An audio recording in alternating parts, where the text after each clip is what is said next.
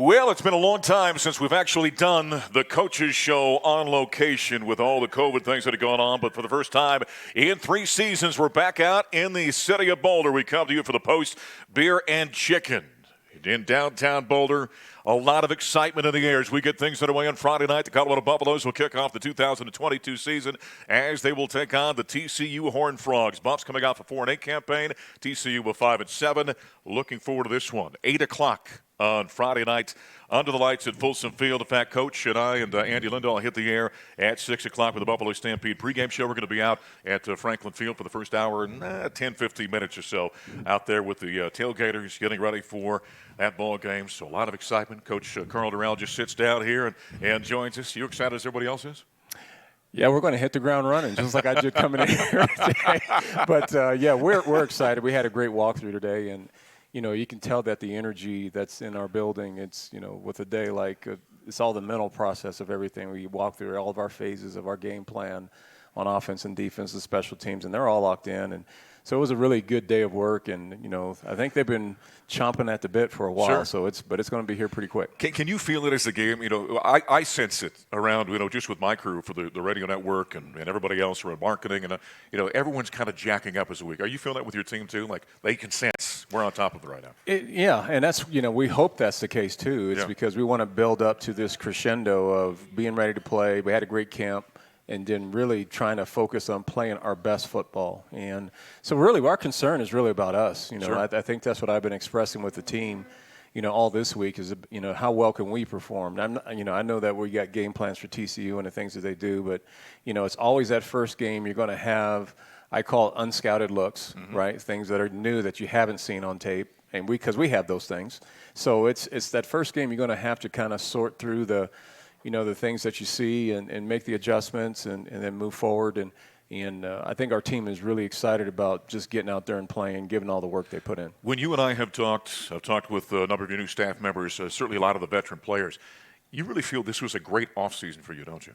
It was, you know, so far, you know, Yeah. this is going on year 3, and it was definitely our best. And I think part of it's COVID. You know, Sure. we were so restricted with our training. And I remember the 2020 season, that was almost a season of no training, Exactly you know, right. just kind of just started the season. And, you know, we did some very positive things that year. And then the second year, we did have a better off season, even though COVID was still around. But I think this last offseason was even better than that. So it should correlate to better play and having better success. And that's what our team is, what we've been banking on. One of the things you did after last year wrapped up, you made some staff changes. And the guys you brought in are high-energy guys. And I'm talking about Mike Sanford, the offensive coordinator, Phil McGagan, who's your associate head coach and your wide receivers coach, Coach Patterson, the tight ends, Coach Devan. That really made a difference with this group and the culture, what you're trying to build, didn't it? It really has, and really throughout the team, you know. And I think it's been, you know, a cross section on the defensive side. They notice it too with how our offense is playing, and the coaches on that side, the terms of, you know, their energy and passion about really teaching our system. And our, you know, I give a lot of credit to our players that in a short period of time had to master all that information, and they did it. And even on defense, where we had 2 new changes there, our D-line coach with Gerald Chapman and our corners coach and Rod Chance, both of them bring, I think, a level of energy too that's different than what it's been here in the past. So I think overall the energy about the program and how we practice, how we work, how we communicate, how we are really having fun with each other has really been the difference, I would say, in the first 2 years. Karl, help us understand kind of how that works. So you've always been an offensive guy during the bulk of your coaching career. You bring in Mike Sanford as the OC. How does that offensive system and what you guys are going to do, how does that whole process between you and he and the rest of that staff, how does that work? Well, he's I think, for a guy at his stage in his career, he has I think a really good level of experience. You know, he's in his lower 40s in terms of his age, and, you know, and he's been a coordinator in four or five places, and He's a he's coach's son. Yeah, and he's a coach's son. So I think a lot of those things are things that have accelerated his career. And, you know, the biggest thing that I was attracted to was, you know, in college football nowadays, you're going to recruit every year that quarterback position, and that quarterback position is going to sometimes in a given year it might be a guy that's a great arm and he's more a pocket guy, and then sometimes in a year there's dual threat guys. Sure. And I just wanted to make sure we can have a guy that whatever we recruit can coach both styles, right? Because that's really important. being able to develop those types of players that have unique styles. And that's what he's been able to do in a short period of time in his career. So that was the first thing that got my interest. And then talking with him, and, we had such similarities from our backgrounds, being we've been entrenched in I call a West Coast thinking, in terms of growing up in the offensive realm. But, he's branched off to do a number of things because he's been around a number of coaches too. So that's what I liked about him, is his versatility about coaching that position. And I think at his age, he has a wealth of experience in different offensive systems. So would it be when you sit down and talk with a prospective OC, you say, this is kind of the vision or the system that I want to run? And then, so you got to fit there. That'd be step number one, correct? Correct. And then as you get together and really start to put it together, is it a collaboration?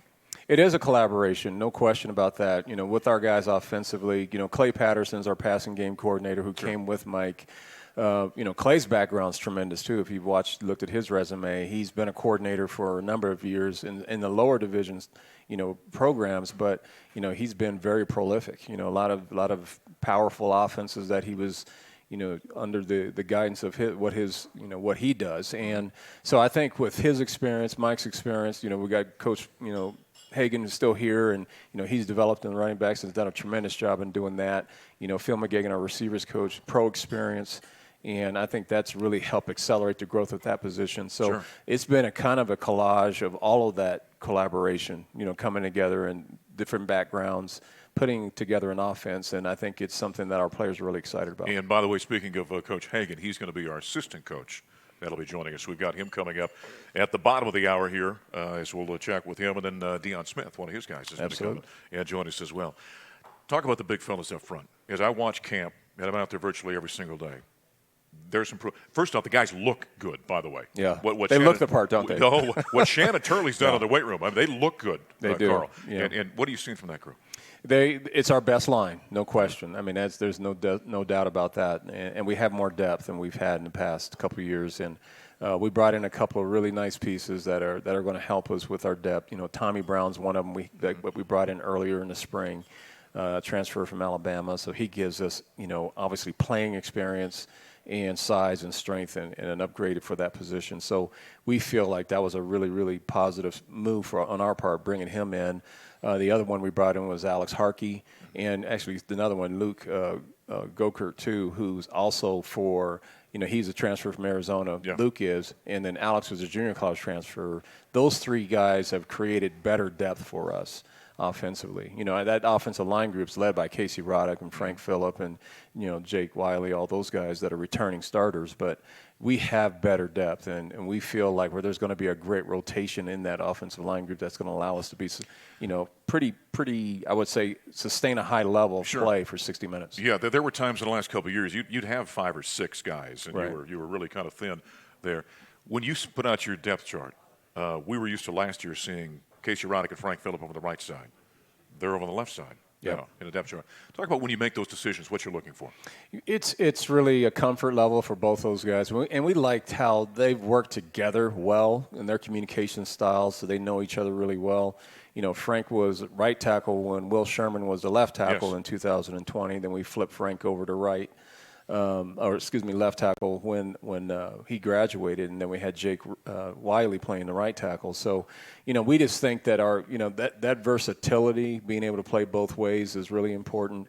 If you can imagine, if you go to an NFL game, some of us, I'm sure, are Broncos fans. There's a lot of times that on Sundays, there's only 7 linemen suited up for the game, 7 offensive linemen. Right. And those 2 that are suited for the game that aren't starters, they're versatility pieces. They're guys that can play center, guard, tackle.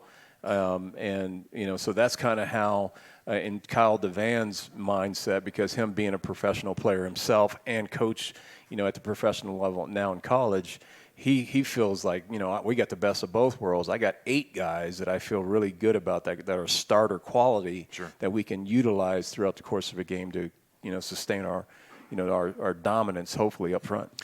One thing we're getting used to in college athletics with the whole portal is guys coming and going. And you talked about 3 or 4 guys that you brought in.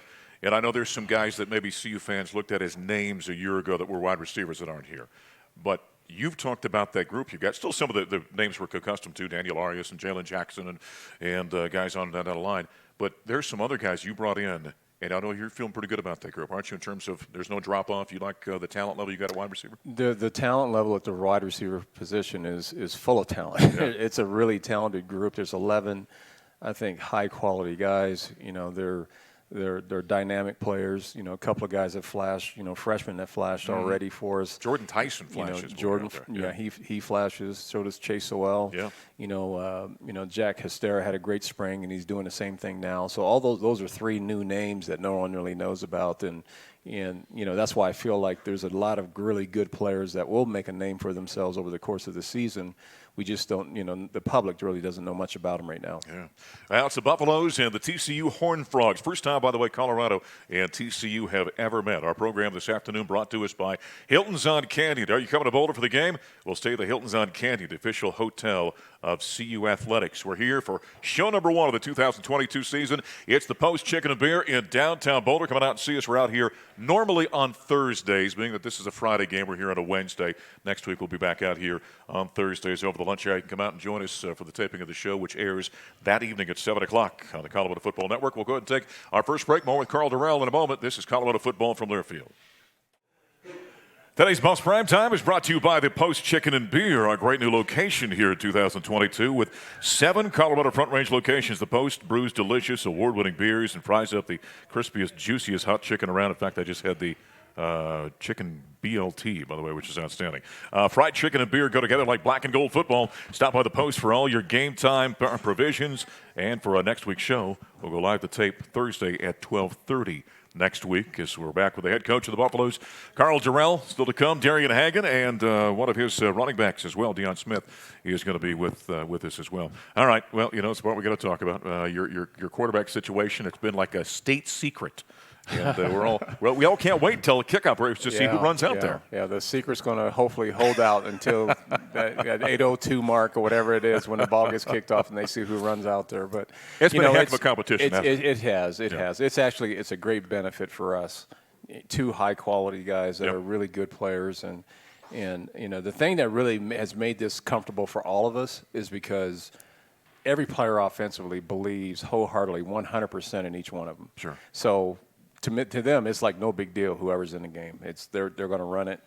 They're going to be able to operate. They're going to be able to throw and catch and all the stuff that we allow our offense to do. So I think right now that made us as coaches feel great, understanding that we have 2 really high quality players, and they'll help each other. Sure. To be honest with you, they'll help each other. They'll keep each other kind of on the edge about really being sharp and playing well and things like that. So it's a good situation for us. Well, in this age of college football as well, Karl, you know this better than I do. I mean, it's not uncommon to see a couple of quarterbacks to play throughout a season. Yeah, you see that quite often. That was a question that came up actually yesterday in my press conference of, is that the trend of college football? And I can't necessarily say yes, that's the trend, but some situations where quarterbacks are young and they're relatively the same age and they're in experience, sometimes that happens. But, there's a time that, when Steven Montez was a starter here and he started for 4 straight years. Right. So it kind of backed up, that quarterback line for a while because no one can ever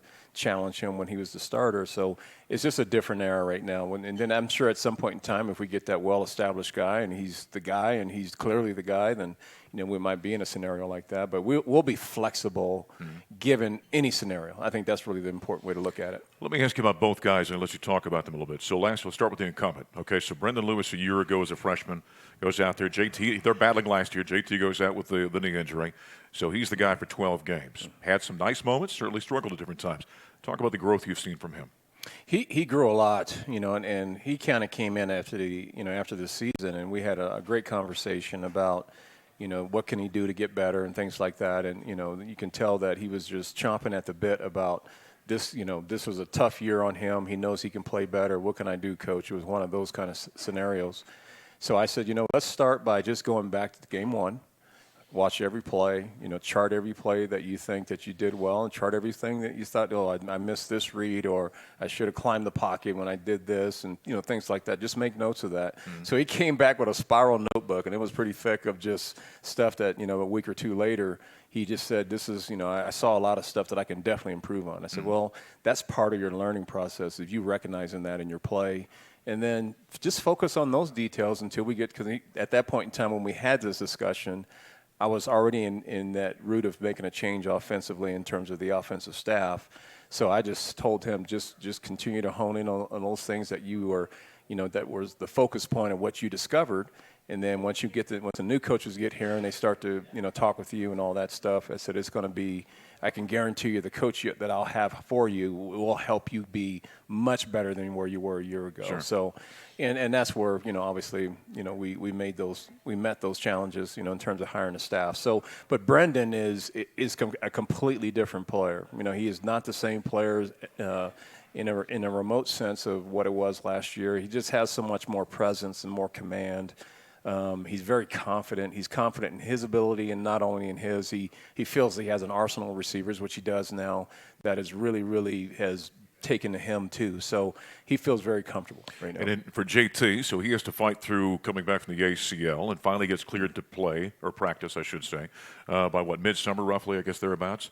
What do you see from him from camp? I was encouraged by him just because this spring he was chomping really hard right in April when we had those spring practices, and he couldn't do anything live. He couldn't do anything, in terms of, we just did a little bit of 7-on-7s with him, but we just didn't want him to get into challenging himself too early. So he was about 90%, in terms of where he was in the spring, and then that extra 10% in May and June, we had to get him to, by the time we started, the second session of off-season training, we wanted him to be full go. So that was kind of the mandate that we wanted. Andrew Hamster, our sports med trainer, and our doctors, they all felt that was very reasonable for him to shoot for that goal. And he did that.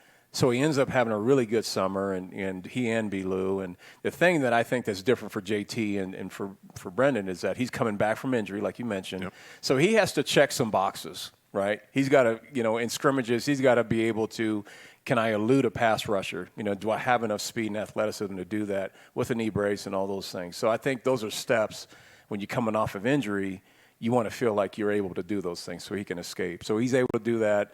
We still have quarterback run game, so we had a couple of options for him to carry the ball and make some plays, and he actually was able to do that pretty effectively. So he was in a different process. I think Brendan was more about cleaning up his game. I think where JT was about, am I ready to play? Yeah. Am I completely healthy? Obviously he's got arm talent and he's got all the things from his physical skills, but I think it was really to get over that hump of, I am ready to play. I'm ready to play live. I can elude people. I can make plays with my feet.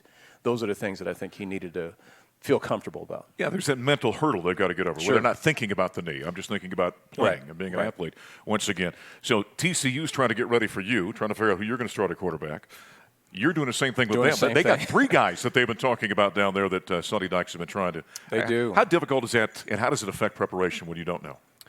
It affects preparation for sure, and there's no question. You got to get ready for 3 distinctive styles. Now, the uniqueness of their situation is that all of them collectively are dual threat guys. I mean, they're all athletic, can run, can throw, things like that. Some throw better than others, but there's different sizes. Like Max Dugan is their bigger quarterback. He's a pretty good-sized kid.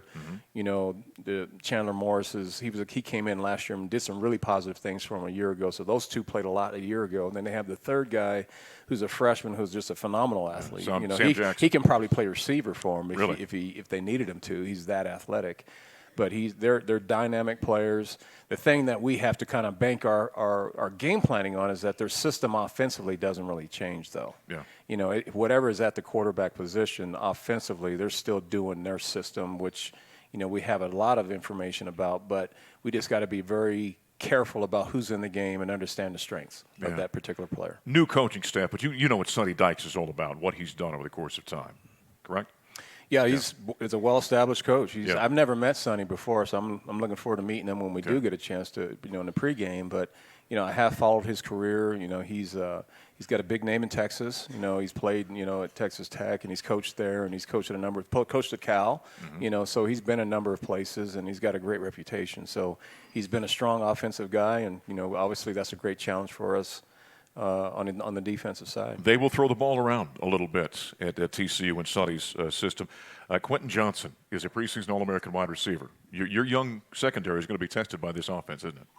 They're going to be tested every week, and that's something that's not a hidden gem or anything that we try to not put attention to. We understand that. We talk about that with our team, and there's a lot of young players, just like we had a year ago, that are playing, in some reserve roles or maybe even being in a starting role. So they're going to be challenged some. And I just remember even my years in the NFL, whenever I had a young rookie corner and I had, Rod Smith or Brandon Marshall and those guys, I'm like, I'm picking on that guy. Exactly he's a rookie, right? So I just remember that's part of the process. You're going to have to earn, the respect of people that you play against with your play. And there's no question they're going to challenge those guys. But, I'm very confident that, they're going to make some mistakes. But they're also going to overcome and learn from a lot of those mistakes, and it's going to help galvanize their ability to being really good players. And I think I certainly saw this being out of practice. You look at those young guys you got out there. Maybe there's not a lot of snaps out there amongst those guys. But that's a good-looking group of corners you have. I mean, they look the way they're supposed to look. So you got great confidence in them, and I guess all they're missing is just the experience, right? Well, you remember a year ago, Mark, we had, was Tyron Taylor and Nico Reed and Kalen Moore. Yeah. Those guys are my vets now. Right. They were freshmen a year ago. Now they're sophomores. But they've done a tremendous job of just bringing those younger players around and really sharing their story. Right. Said, hey, guys, I was in this position last year when I was playing behind, Christian Gonzalez, and this is what I had to do, and this is how I learned, and this is how I picked up my game, and this is how I was able to, get over to make that transition. Mm-hmm. So they've done a really good job of just educating those younger guys about, hey, you're not going to be perfect, but just keep your nose to the grindstone and keep going. How about TCU defensively? They're on that 3-3 stack, a little bit different defense. Talk about the challenges of facing that. The challenges that they remind me of, when we played San Diego State in 2020. That was a game that I found out about on Thanksgiving Eve. You had 48 hours to get ready for it. I had 48 hours to play. But they had a very similar system, very difficult system if you don't have the preparation time to really work at it. And that was one of those games with, it was a 20-16 game, if you remember. It was very tight. We couldn't really get that far ahead of them. And it's because that defense is challenging. It's different. It's more unique than most that you see. And it's because they play with 3 safeties and 2 corners, and they play with 3 defensive linemen and 3 backers, and so they got a 5 secondary personnel group. So it is challenging where the seams they seem crowded. When a quarterback sits in the pocket and he's trying to throw, it does seem like there's a lot of people back there. So there are some challenges, but there are also some things that we can exploit too. So if we do a great job of really keeping them off balance, with being able to generate some pretty good run game, and to keep them, off balance with some throws that complement some of those things, and then take advantage or personnel in them and using more formationing, we'll get a chance to keep them on, on their toes a little bit too. So at let's say 7:55 roughly, when Karl Dorrell is standing behind in the thunder chute behind the door, and your team's behind you and ready to run up behind Ralphie, how nervous does Karl Dorrell get? I'm more excited than anything, particularly this year. I feel like this team has really put in the time and the work and particularly with each other, that I'm curious to see them play. I'm very, very curious to watch them play. So there's more of an excitement thing than I am about a nervous thing. I feel like this team has really strong qualities that if they do the right things early, they can really create enough momentum and have a tremendous season and really buy into the efforts and the preparation that we've been doing. So I'm really excited, to watch these guys play and to really put their stamp in college football. We talk about the work your guys have done in the gym. I talked to Taylor Stratton today. She said Ralphie's up to 800 pounds. 800 now. Wow. So Ralphie's improved her game since last year as well. Yes, she has. She's in great shape, too, so she looks good. And hey, congratulations. Have fun on Friday night. I appreciate it. All right, Karl Dorrell, you bet, the head coach of the Colorado Buffaloes. He and the Buffs will take out TCU 8 o'clock on Friday night. Our coverage on Colorado Football Network gets underway at 6. We're here at the Post Chicken and Beer in downtown Boulder. We'll take a timeout. Runningbacks coach Buff legend Darian Hagan is going to join us next. This is Colorado football from Learfield. Back once again on Buff's Primetime as we come to you for the Post Chicken and Beer in downtown Boulder. Boy, come on by this point. Not just during the show. We invite you out here every week. We're normally here on Thursdays. This week's a Wednesday because the Friday night game. But come on out here Thursdays, 12:30 to 1:30. We tape the show. It airs later on that night on the network. But come on by and see these folks anytime. Food is phenomenal. Great drinks, and you love the place. Darian Hagan joining us here, running backs coach for the Colorado Buffaloes. How are you? I'm good. Thanks for having me. Yeah, good to see you. You excited about Friday? I am. Yeah. It's been a long time. Guys been beating up on each other. It's been a lot of time in the meeting room, on the football field doing instructional work. Now the kids get an opportunity to go put their investment on display. Yeah. We're familiar with Alex Fontenot. We know about him. We're going to talk to Deion Smith here in just – I almost said Deion Sanders. Right. Deion Smith here in just a couple of minutes. He'll be joining us after we talk to you. Outside of that, there's a lot of unknowns. J. Lee Stacks, we saw a little bit last year, I guess. But right. You got some young fellas you're working with, too. I do. I am excited about, you said Deion. I'm excited about Deion. Deion is he's put in the time. He's put in, the effort. He's earned the opportunity to go out and prove that he's a capable runner and pass protector. Same thing with J. Lee Stacks. J. Lee he's a guy that's kind of a diamond in the rough. He can do it all, jack of all trades. Big, thick kid. Yes, I tease him all the time, man. His lowers are like Earl Campbell. His legs are always rubbing together. I told him you better slow down if we start a campfire. But he's a really good kid. And then the unknown is Charlie Offerdahl. Charlie Offerdahl he's a really, really good player. He's a dynamic player. He reminds me. A lot of people remind me of different people, but Charlie reminds me of Rex Burkhead a little bit. Really? He can do it all. He's a good, really good player. Charlie's a local kid too, out of Dakota Ridge. Right. Yeah. Right. He's a walk-on, and I say that I kind of say that lightly because he's deserving of a scholarship. He's a guy that you put him out on the football field, you don't worry about is he going to do the right things. He's going to do the right things. He's going to be prepared. He's all in. He's all about the Buffs. He's team first guy. All the guys in my room that way. So, I'm loving it.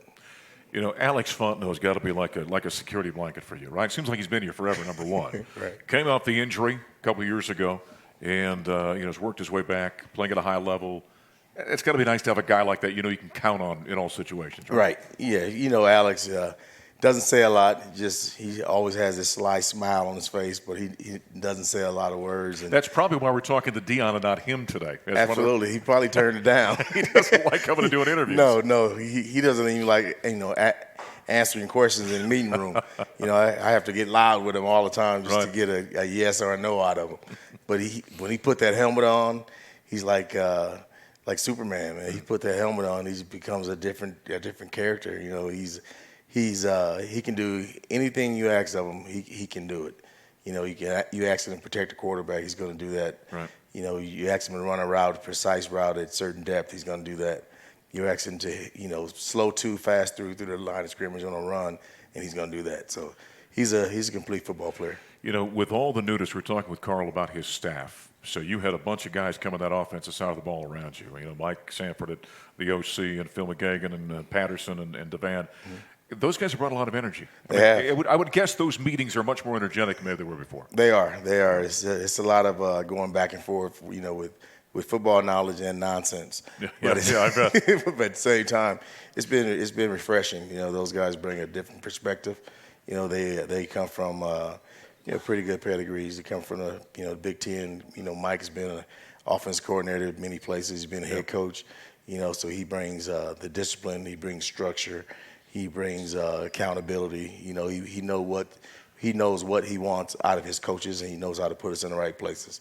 So it's good. It's good to be around these groups. Coach Devan's got a little personality to him now. The offensive line coach. Coach Devan does. He's a guy that I've been around a lot of offensive line coaches that don't say a lot. Right. But Coach Devan, man, he needs his own talk show. Yes, he does. He doesn't know when to zip it. No, he does. And it's kind of funny because as you're talking, a lot of times the stereotypical offensive line coach, kind of gruff, like you said, doesn't say a whole lot. Right. Tougher than nails. They're the guys that when it's 14 degrees outside, have got shorts and short sleeve shirts on. And Kyle's this gregarious kind of guy. It kind of defies what he is really at times. He's totally different than most guys I've been around that way. Today as I was getting ready to come over, he says to me, "Hey, Hagan, you got 15 minutes. I'm going on my 5K run." So he asked me, "Was I going?" I told him, "Absolutely not." Yeah. But he's a guy. He does a lot of things to his own. He beats. Walks to his own beat. He's a guy that you love being around him. He brings out the best out of his group and the coaching staff. So I love Kyle. As we sit here today, and we won't recap the offensive struggles we had a year ago. Mm-hmm. Why do you like what you see right now from Colorado offensively through camp leading into this first game? I would say the imagination, the unknown. Every day in staff meetings, someone has a different idea, a different approach on how to do things. It's not just one way of skinning a cat. There's plenty of different ways of doing it as long as you get the job done. Mm-hmm. And the ideas and, just to throw them up in the air and see what sticks, and not just saying, hey, this is what we are, who we are, but a collective of different things. And I think that's going to make us really dynamic and fun to watch. Yeah. Well, I would think with the energy we're talking about in those meetings, and if the idea, or at least the mindset, the concept is that we're all involved in this thing, that's got to create and improve cohesion, I would think. Absolutely. You guys all feel like you got something to say, and no, I'm not. They may reject the idea, but at least they want to hear what everyone has to say. Right. Absolutely. Yeah. We all have skin in the game. You know, and it's refreshing because when you say something and when you have an idea, like you said, it may get thrown out the door, out the window, but at the same time, you brought it to the table, and now you sparked everybody's mind, and everybody's thinking outside the box and not just one way of thinking, one way of doing things. And like I said, it's going to be exciting. These guys are going to be fun to watch. I'm trying to think. It might have been Jay Lee Stacks who was doing an interview with you a few weeks ago. It was either Deion or Jay Lee. I can't remember who. But I said, okay, in any time in a meeting, does Darian ever look at you guys and go, let me tell you what I used to do? Does that ever happen? Now, they claim it does every once in a while. Is there truth in that? No, not at all. None? They made that up. No, actually, it's funny because I did that yesterday. Did you? Because I was telling those guys that, it's kind of eerie. Our team from 1989 to the team we have now, it was all sparked about the controversy was the quarterback. The quarterback was the unknown. Yeah.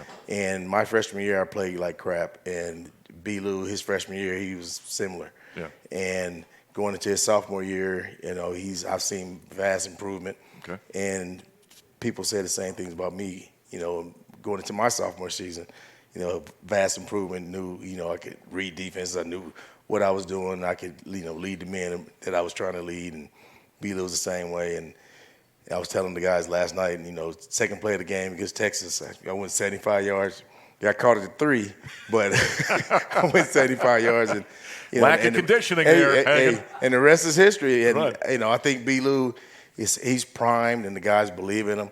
And I was telling the guys, if your quarterback is playing well and he does the things that he's supposed to do, everybody around him are going to get juice, and they're going to play well because their quarterback is playing well, and you feed off your quarterback. I hadn't thought about that aspect of it, the fact you play in a position that you could watch him and think, well, maybe, jumping in there as a freshman, maybe see some similarities there. Absolutely. I hadn't thought about that. Absolutely. I see it every day, and I talk to my guys about it, and I put B. Lou aside, and I talk to him about it, but I try not to put him in that situation to put more pressure on him, right, because that's not fair to him. But he's capable of putting a lot of things on his shoulder and leading these guys. And I'm looking forward to not only watching my position group, but watching him put a lot of naysayers to quietness. I think of all the years that since you walked down here as a fresh-faced freshman way back in the mid-1980s, you still get little butterflies on opening night? I do. I get butterflies only because I wish I was still young enough to play. Right, but at the same time, I want to make sure that my guys are having fun. That they were a coach and they know what to do in every situation. So I'm looking, actually playing through their eyes. And when they do well, I do well, and when they don't do well, I do bad. So I try to live through them vicariously. And sometimes it's a little bit annoying to them because I be hard on them when sometimes I shouldn't, but that's the name of the business. Nothing better, though. That Friday night, the lights, Ralph, you're running. Place is going to be packed. Big game, too powerful. I mean, that's about as good as it gets right there, isn't it? Hey, that's as good as it gets. And like I said, when my sophomore year, 1989, it was Labor Day weekend against University of Texas. All right. Now it's another team from Texas. Only difference is they're purple and gray. So, Texas is Texas, and we look forward to having a good game and a good showing. I hope the Lightning strikes twice and Belu's quick enough to get to the end zone like a tackle to the 3. That's what I'm hoping, right? Hey, my guys better block for him. Good to see you. Hey, good to see you. All Thank right. you. Buffs legend, running backs coach Darian Hagan joining us here. We're at the Post Chicken and Beer in downtown Boulder. Our running back segment coming up next. We'll go from the coach to the player. Deion Smith will join us after a quick break. This is Colorado football from Learfield. Hey, Buffs fans, looking for a place to cheer on the Buffaloes? Join the Buff Nation at the official CU Watch Party locations in Colorado, that being the Schoolhouse in Arvada and Blake Street Tavern down in Denver. Back final segment, we got running back. He's a junior on the roster. He's in grad school, though, right now. Deion Smith joining us. We're just sitting here talking. You're trying to maintain, just trying to control yourself, right? Because you want to bounce off the walls getting ready for Friday night, right? Yes, sir. I'm very excited. I'm trying to, calm my emotions and get to a kind of neutral zone before we get to Friday. You were just telling me what excited you about camp. What were you saying to me about camp, about how much you enjoyed it? I feel like everyone just came to work, every day. We didn't have a lot of outside distractions, a lot of outside noise. Most of our practices and most of the days just came from everyone putting their head down and working. And I feel like you can feel that in the atmosphere. Yeah. What do you think changed? I mean, obviously, is it Karl implementing his culture, new coaching staff coming in, so they bring new energy? You guys growing up as players, you think it all just kind of came together? I feel like it was a combination of a lot of things, So you got a lot of older guys that have been here for a while that are ready to win and are ready to win right now. We also have, the leadership of Coach Dorrell, and a consistent leadership, just for the older guys, who've been here for a long time.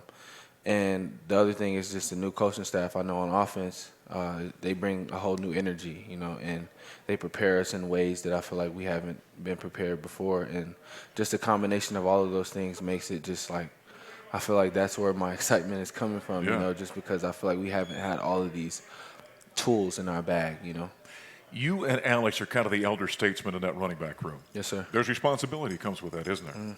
A lot of it. Yeah. In terms of leadership, talk to that. Yes, sir. I feel like, it comes with, just being an example on and off the field every day, so doing our things that we need to do in the classroom, but also on the field. And a big part of that comes from, just trying to get those younger guys up to speed, just because coming into college, you're 18, especially with the complex offense that we have. It's a lot to digest at one time, So I feel like our role as leaders and as older guys in the room is to try to keep everyone on the same page. And if there's stuff that we don't know and that we need to be better at, we make sure we vocalize that it's okay for the younger guys to tell us, okay, you told me to do this, but you're doing it a different way. Why is that? Sure. So I feel like it's a level of accountability, but also, we bring the other guys up with us. So You're excited about Mike Sanford's offensive system, aren't you? yes, sir. Is this a player-friendly system? Yes, sir. Very, very player-friendly, and I feel like we play to our strengths, So we're not, trying to, muscle and bustle every play, you know what I'm saying? We work based off of our personnel and the things that we do have. So based on the strengths of our team and our offense, I feel like our play calling is set up perfectly to where we have those playmakers to make those type of plays. I think this guy's going to have a big, big season for Colorado. Good luck on Friday. Thank you, sir. Number 20, Deion Smith joining us here as we wrap up week number 1 of Buffs Primetime. We'll be out here on Thursday next week. Again, Friday night, 6 o'clock the pregame, 8 o'clock the kickoff of the network. This has been Buffs Primetime on Learfield.